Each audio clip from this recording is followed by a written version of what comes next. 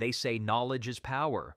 But what happens when the world's oldest institution decides that some knowledge is too dangerous to share?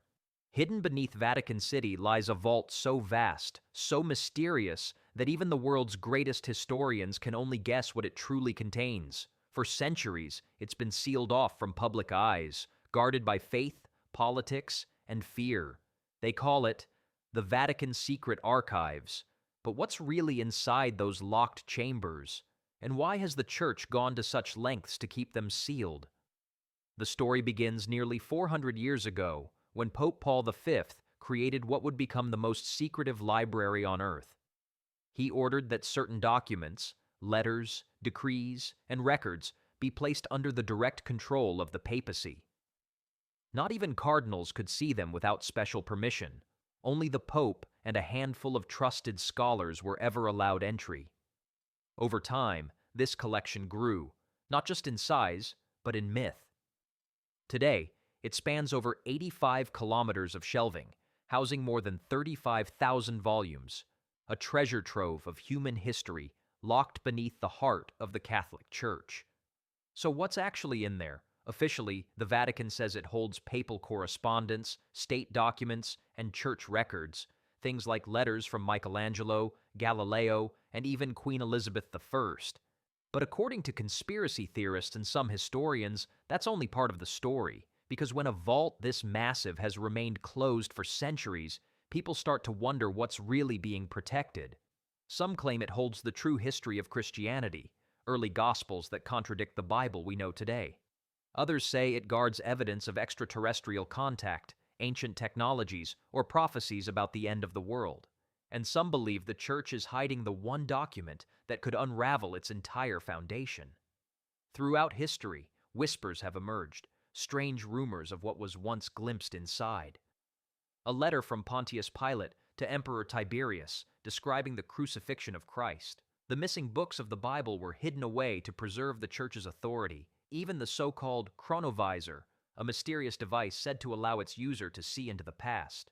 Officially, the Vatican denies all of it, but for a place that claims transparency, almost no one is ever allowed inside. Only a handful of researchers receive permission each year, and even they are strictly limited. They can only request specific documents by exact name and catalog number. If you don't know what to ask for, you'll never see it. In other words, the only way to find a secret in the Vatican archives is if you already know it exists. That alone has fueled centuries of speculation. Because what if the most important truths are the ones we don't even know to look for? In 1881, Pope Leo XIII finally opened the doors, partially. He allowed a select few scholars to enter, calling it an act of academic goodwill.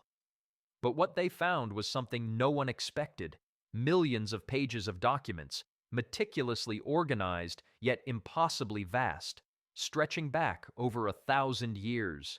Historians say it would take centuries to read it all, but others wonder, is that the point?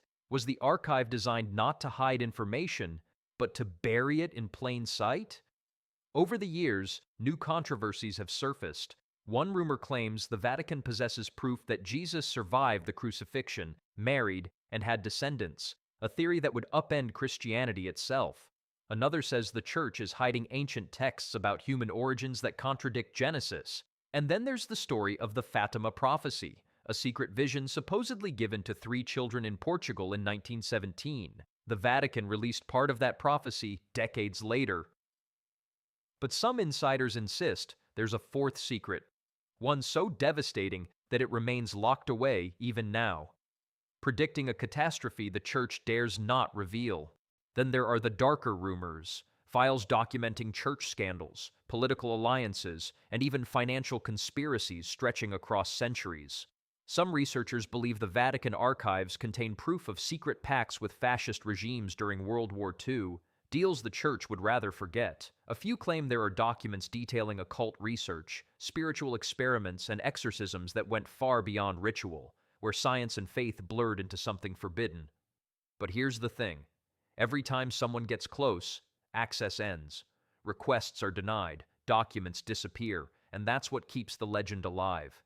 Because every mystery needs a gatekeeper, and the Vatican has been guarding this one for nearly half a millennium. In recent years, the Church has tried to modernize its image. Pope Francis opened portions of the archives on World War II to historians, claiming transparency. But even that access is selective. The vaults beneath Vatican City remain sealed, untouched, unknown. Some who have worked inside describe long, silent corridors filled with the smell of old parchment, air that hasn't moved in centuries. A place where time itself seems to stop, and deep within, there are rumors of rooms with no records at all, chambers not listed on any map. If they exist, no one outside the Vatican has ever seen them. So what is the truth? Maybe the Vatican archives are exactly what they claim, a vast library of faith's long and complicated history.